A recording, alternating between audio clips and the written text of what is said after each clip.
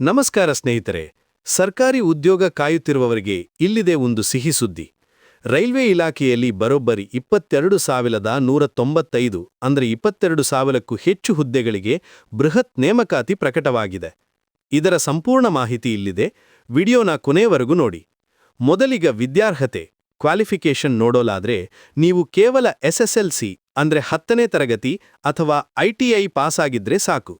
ವಯೋಮಿತಿ ಬಂದು ಕನಿಷ್ಠ 18 ವರ್ಷ ಆಗಿರಬೇಕು. ಜನರಲ್ ಅಭ್ಯರ್ಥಿಗಳಿಗೆ ಗರಿಷ್ಠ 33 ವರ್ಷ, OBCಯವರಿಗೆ 38 ವರ್ಷ ಮತ್ತು SC/ST ಅವರಿಗೆ 38 ವರ್ಷದವರೆಗೆ ವಯೋಮಿತಿ ಸಡಿಲಿಕೆ ಇದೆ. ಅರ್ಜಿ ಸಲ್ಲಿಸಲು ಪ್ರಮುಖ ದಿನಾಂಕಗಳು. ಅರ್ಜಿ ಪ್ರಾರಂಭ ಜಾನ್ವರಿ 31, 2026. ಕೊನೆಯ ದಿನಾಂಕ ಮಾರ್ಚ್ 2, 2026.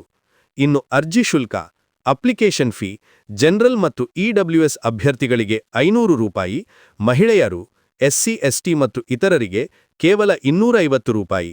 ವಿಶೇಷ ಅಂದ್ರೆ ನೀವು ಪರೀಕ್ಷೆ ಬರೆದ ನಂತರ ಈ ಹಣ ನಿಮಗೆ ವಾಪಸ್ ರಿಫಂಡ್ ಬರುತ್ತದೆ.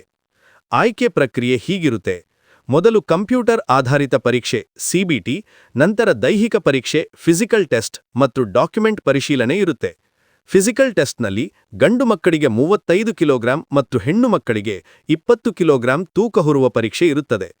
ಅರ್ಜಿ ಸಲ್ಲಿಸಲು ಬೇಕಾದ ದಾಖಲೆಗಳು: SSLC marks card, Aadhaar card, photo, ಜಾತಿ ಪ್ರಮಾಣಪತ್ರ, ಮೊಬೈಲ್ ನಂಬರ್, ಇಮೇಲ್ ID. ಇಂದೇ ಅರ್ಜಿ ಸಲ್ಲಿಸಿ. ನಿಮಗೆ ಅರ್ಜಿ ಸಲ್ಲಿಸಲು ಯಾವುದೇ ತೊಂದರೆ ಇದ್ದರೆ ಇಲ್ಲಿ ಕಾಣುವ ನಂಬರ್ಗೆ ವಾಟ್ಸಾಪ್ ಮಾಡ್ರಿ. ಈ ಮಾಹಿತಿ ಇಷ್ಟವಾದರೆ ಲೈಕ್ ಮಾಡಿ ಮತ್ತು ನಿಮ್ಮ ಸ್ನೇಹಿತರಿಗೂ ಶೇರ್ ಮಾಡಿ. ಧನ್ಯವಾದಗಳು.